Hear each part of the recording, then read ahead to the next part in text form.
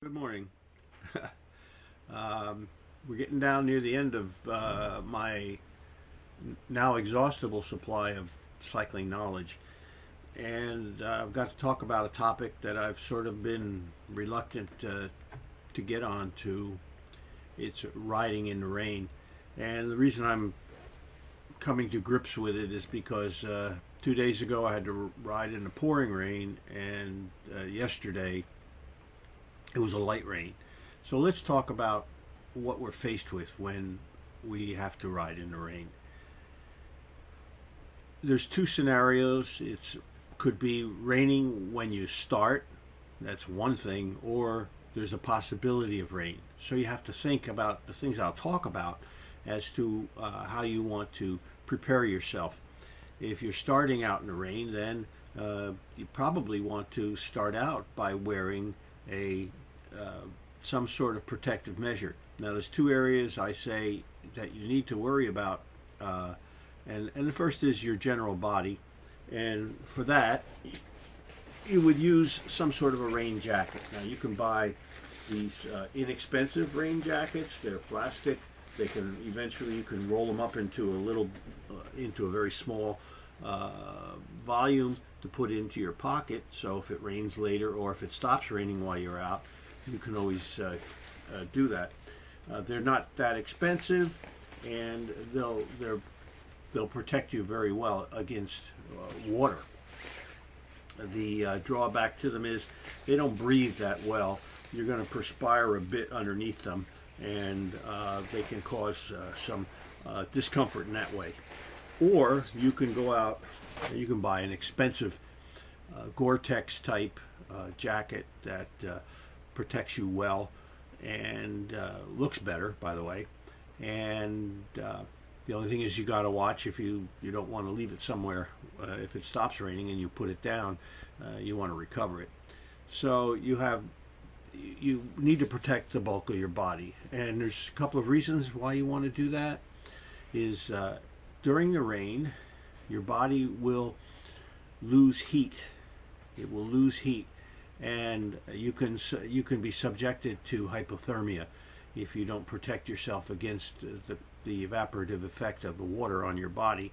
So you want to make sure that you have something that continues to breathe somewhat, and that you just aren't then exposed entirely to the elements. The other thing is your head. The same thing, and some of you have more protection up there from a natural beauty aspect than I do. I've seen people take, if they're in a hotel, take shower caps and put them up over their helmet, and that keeps the water from dripping into their helmet. Other than that, you can wear a cap of some sort underneath your helmet. And lastly is your legs. I don't personally believe in putting necessarily warmers on unless it's really cold, but I do put baby oil on, or some sort of oil on my legs. That it acts as a barrier against the incoming water and also keeps the heat in. Now, I've said it about 3 times. Hypothermia, heat loss, is one of the issues that you need to deal with when you're riding on a bicycle. That's from your body perspective. The next thing you need to think about is visibility. And during the rain, I like to wear glasses of some sort, and they should be light tinted. Now, some people say clear, but all glasses should be clear, because if they're not clear, you can't see through them, but they have some color to them. I like the light colored glasses. Yellow ones give you very great visibility. Rose ones will help you be able to see, and it protects against the raindrops from coming right directly into your eye. The other thing you need to be concerned with when riding then on visibility is how well you can see, but also how well you are seen. So I'm going to once again reiterate, these little lights that are now becoming very common are very important, because just as much as you have a rough time seeing outward, you have people seeing you is of the major concern.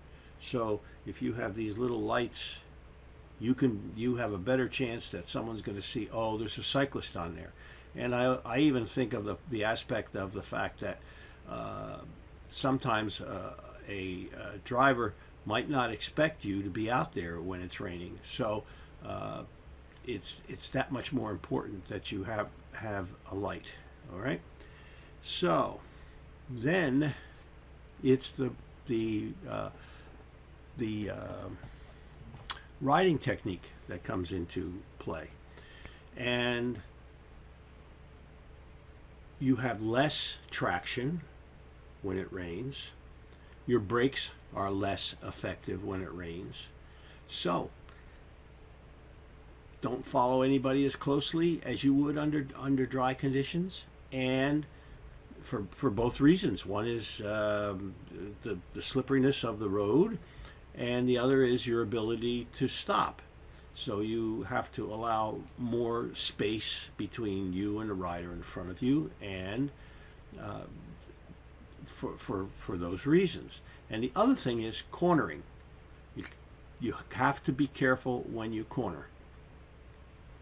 You cannot lean the bicycle too much, because you might find that the wheels will just slip right out from underneath you. So you have to stay upright a lot more. So it means you have to plan more around turns, and that you have to consider the fact that you're not going to be able to go at the speed that you would under dry conditions. I have to look at my notes. Okay. Now, I think I'm running out of time on this one. I try to keep these videos short. I'm going to make another one talking about tire pressures. So we'll see how that works out. If I can't attach it to this one, it'll have to be a second video on this topic. But I want you to make sure that you watch all of these through their entirety. I don't cover the topic that thoroughly, but I got to give you ideas of how to think. And then if you have questions, you can always ask somebody.